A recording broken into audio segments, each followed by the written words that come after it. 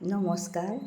সুধাকণ্ঠলৈ প্ৰণিপাত জনাই আবৃত্তি কৰিবলৈ লৈছোঁ তেওঁৰ এই সৃষ্টি প্ৰচণ্ড ধুমুহাই প্ৰশ্ন কৰিলে মোক। প্ৰচণ্ড ধুমুহাই প্ৰশ্ন কৰিলে মোক, তোমাৰ প্ৰাপ্য কি কোৱা? মনৰ দুৱাৰ খুলি নিৰ্ভীকভাৱে ক'লোঁ, তোমাৰ শক্তিখিনি দিয়া।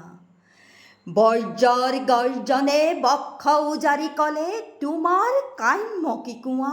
মই ক'লোঁ, বজ্ৰ তোমাৰ শক্তিশালী উদাত্ত কণ্ঠটি দিয়া।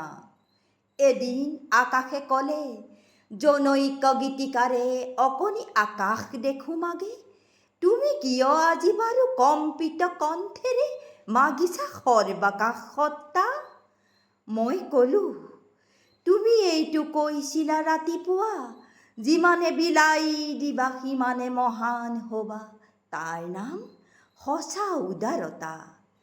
সেয়েহে আকাশ তুমি দিব যদি খুজিছাই সংকীৰ্ণতা এৰি, দিয়া অৱদান ৰূপে তোমাৰ পূৰ্ণ বিশালতা, দিয়া যদি আজিয়েই দিয়া। মহাকাশে দিলে মোক বিশাল দৃষ্টি, আৰু ধুমুহাই প্ৰচণ্ড শক্তি। বজ্ৰই দিলে মোক উদাত্ত কণ্ঠ, আৰু দিলে সাহসৰ যুক্তি। বজ্ৰৰ কণ্ঠেৰে ধুমুহাৰ শক্তিৰে গীত গাই কপাম দিগন্ত।